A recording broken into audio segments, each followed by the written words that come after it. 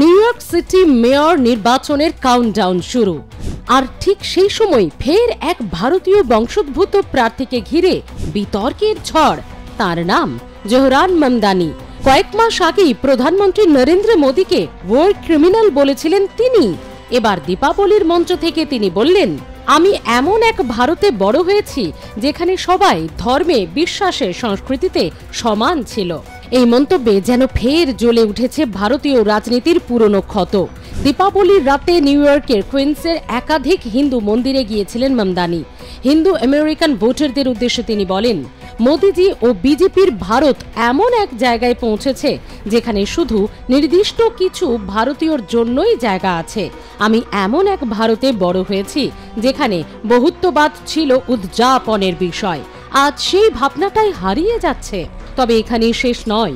নির্বাচনের মাত্র 2 সপ্তাহ আগে পুরনো এক ভিডিও আবার ভাইরাল সোশ্যাল মিডিয়ায়।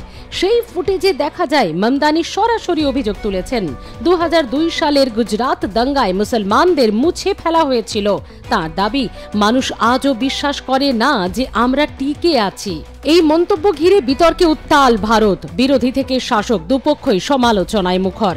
এক প্রার্থী সম্মেলনে তো আরো বিস্ফোরক মন্তব্য করেন তিনি। যখন প্রশ্ন করা হয় যদি প্রধানমন্ত্রী মোদীর সঙ্গে কোনো অনুষ্ঠানে হাজির হতে হয় তিনি যাবেন কি না, মামদানি স্পষ্ট বলেন না, কারণ মোদী এবং ইসরায়েলের প্রধানমন্ত্রী নেতানিয়াহু দুজনেই যুদ্ধাপরাধী। এই এক বাক্যেই যেন নিউ ইয়র্ক থেকে দিল্লি পর্যন্ত তৈরি হয়েছে রাজনৈতিক ভূমিকম্প।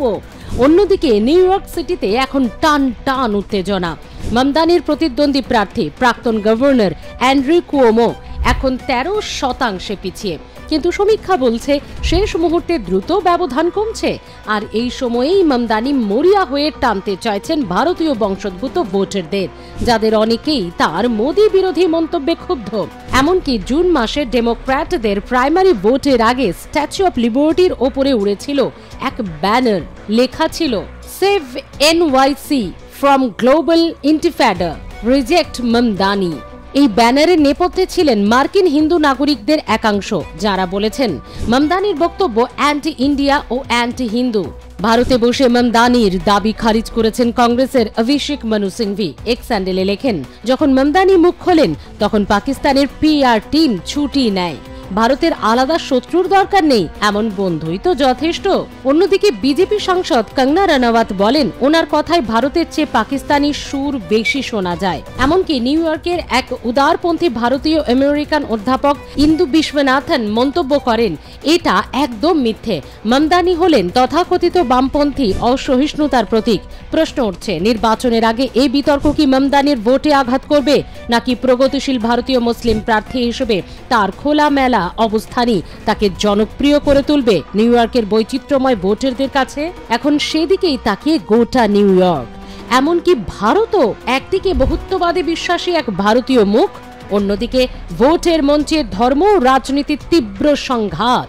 নিউ ইয়র্কের মেয়র নির্বাচন এখন যেন এক বৈশ্বিক বিতর্কের কেন্দ্রবিন্দু। ব্যুরো রিপোর্ট, আর প্লাস নিউজ।